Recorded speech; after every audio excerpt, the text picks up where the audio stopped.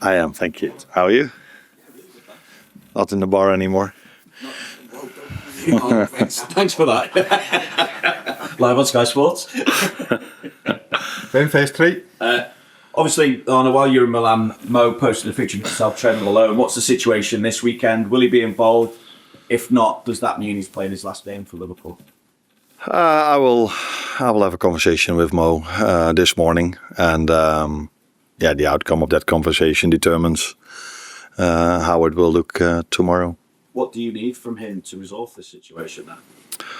What I need is a conversation with him, and I think the next time I speak about Mo should be with him and not in here. But yeah, you can keep on trying, but there's not much more to say about it that I speak to him today. And like I said, the outcome of that conversation determines how things will look tomorrow. Can I just ask though, is part of the issue asking him to do more defensively?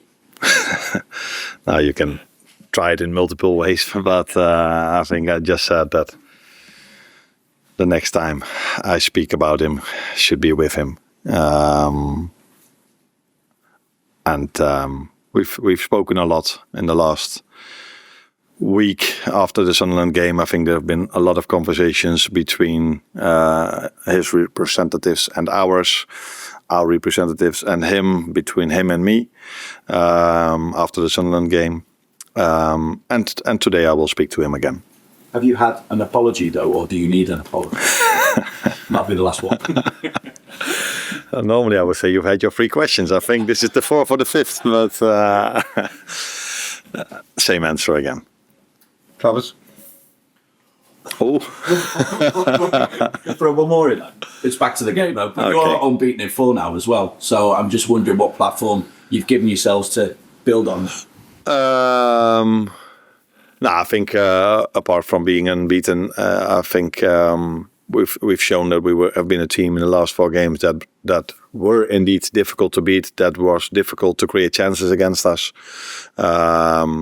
Team worked really hard, put a lot of effort in. It's been again a bit unlucky in the results, but showed great resilience. 4 games in 10 days with not a lot of players available. Is I think a compliment to the players that were available, how they managed to get, first of all, some results, and second of all, the work rate they've put in. Hello again. Over those last 4 games as well, it's pretty much coincided with Alisson's return into the team. How much of an impact has that had on everything? It's every time a player is available again, let alone a player that is so good as he is. That's helpful, but I think Giorgi did a great job as well when he wasn't there. I don't think Giorgi or Alisson have had a lot to do in general in games because we hardly concede a chance. In most games that we've played, not all of them, but I think 90% of the games, I think we've hardly conceded a chance. It's always helpful when a player of his quality is back, but I want to emphasize on the fact that Giorgi did a good job as well. But it's nice to have him back. Yeah. Can I ask you a question about team news as well? Yes, of course. Wise, how's everybody looking at it? Anybody coming back? Anybody not available? Federico is not ill anymore. He trained yesterday and he will train today again. So I assume he's ready to be in the squad tomorrow again. And can I just check with Endo and Cody about how they're doing and what they're... Yeah, it's gonna be weeks. What are their injuries? With Cody, it's a muscle injury. That's Kussel. Cody is a muscle injury, and Wata is an ankle injury. Thank you. Just one on your home form recently. Obviously, Liverpool's home form last season and in recent years has been pretty impeccable. In the last 5 in the league, it's 2 wins, 2 defeats, and a draw. Are you finding it difficult to play at home at the moment, and with the form that there's been in and 60,000 expectant fans? I just wonder what that impact is having on your home performances at the moment. I could completely understand this question if our away form would have been outstanding, but I don't think that's the situation as well. I think we've struggled at home and away from home far too many times than we would like. And there are reasons for that, which I think I've spoken about, everybody's spoken about many times, but never enough reasons to lose so many times. So I don't see the relation between home games and our results. I see it in all the other things I've said recently, why we've dropped points or lost games. And you've talked about how teams have targeted you in certain ways and played certain tactics against you this season. I just wonder if you expect Brighton to go down a similar route, or what kind of sort of threat you expect them to pose. Yeah, I've said this is so clear and obvious every time. Sometimes I see a photo that some pundits have shown this, that it's so obvious that if you see the league, I think the league has become much more direct, but then there's the league and then there's Liverpool, how teams play against us in terms of how direct they play. That's, I think, a nicer word than a long ball. That's one thing, and I think there have been certain game plans against us that I've seen more and more as well, which I referred to in the press conference again before the Inter game.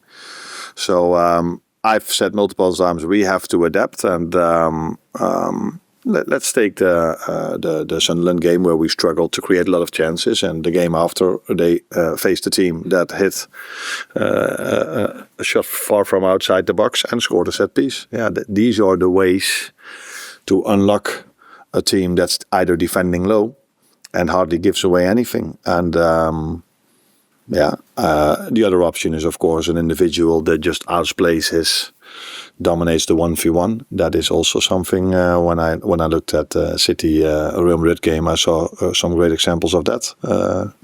One or two individuals that were able to create a lot, and another set piece scored in that game as well. Carl? You still see Isak and Ekitike together with Milan, and very rarely been there chance to do that. I wonder what you do from that and how it affects your thinking going forward. Were they playing in the formation that they play in? I think what we all saw, which is completely normal, the more they will play together, the more they will adapt to each other, and the better they will cooperate.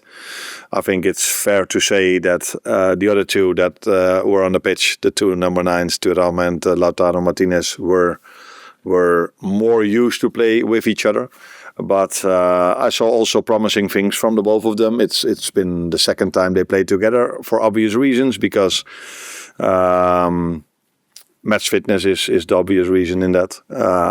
And I think we will see more of this in the future of them playing together.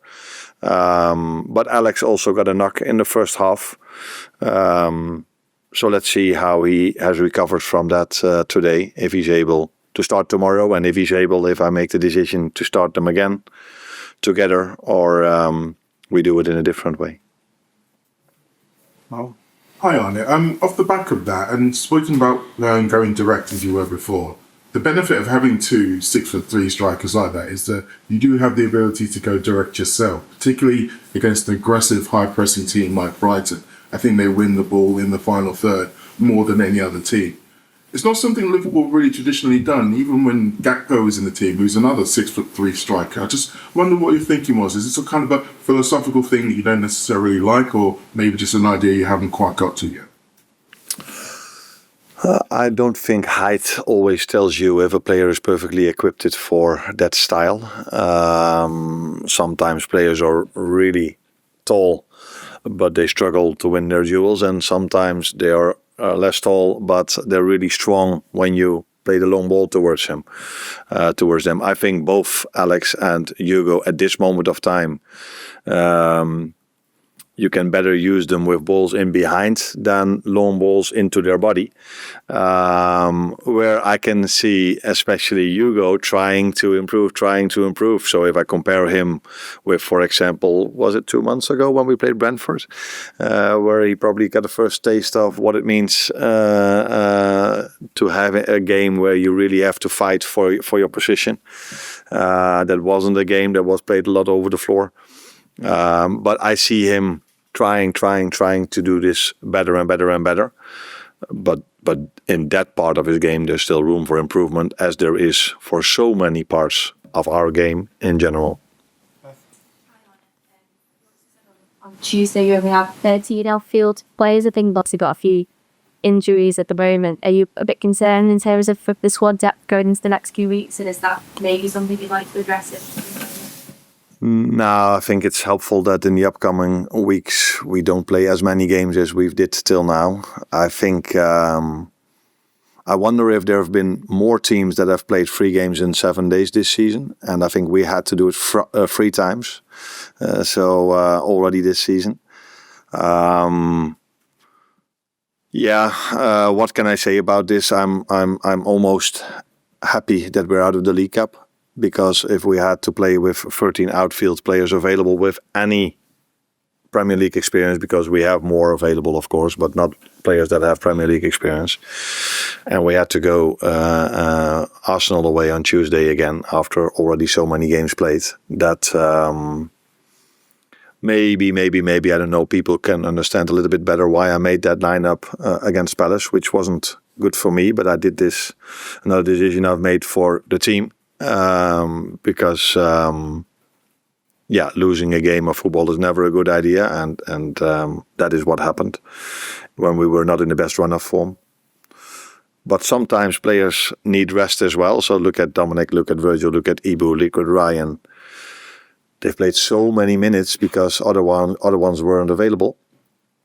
So it's good for them that we go now to a run of games where there's 1 week rest in between.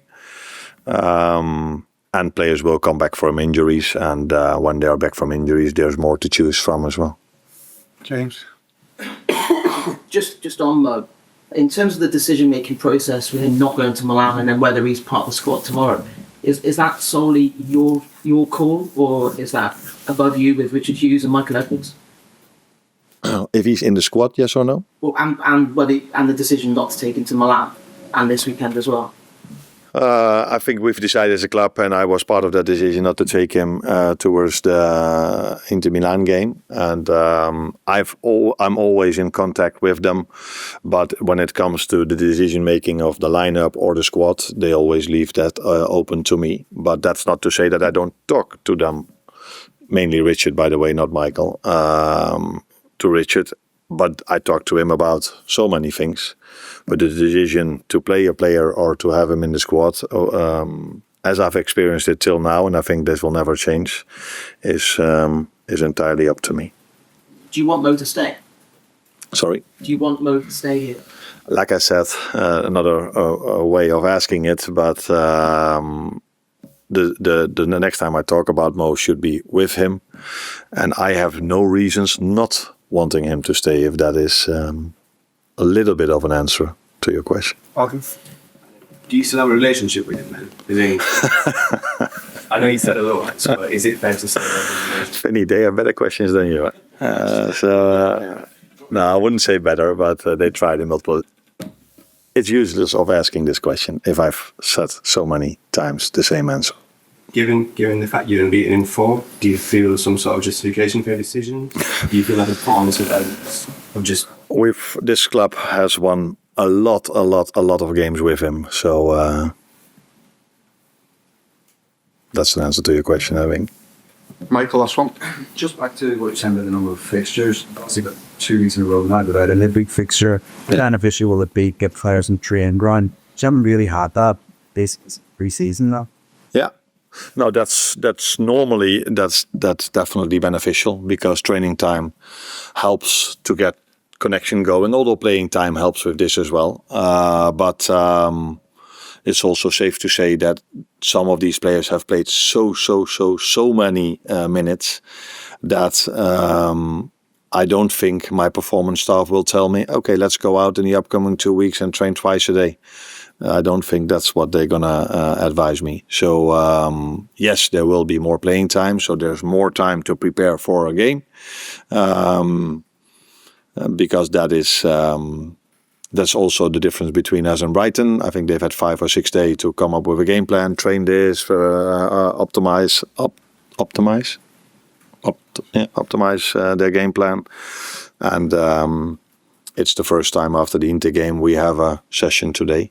So, but yeah, that's also, if you play in Europe, this the last thing you should complain about, because this is what we want. But it is a reality for us in the last months indeed.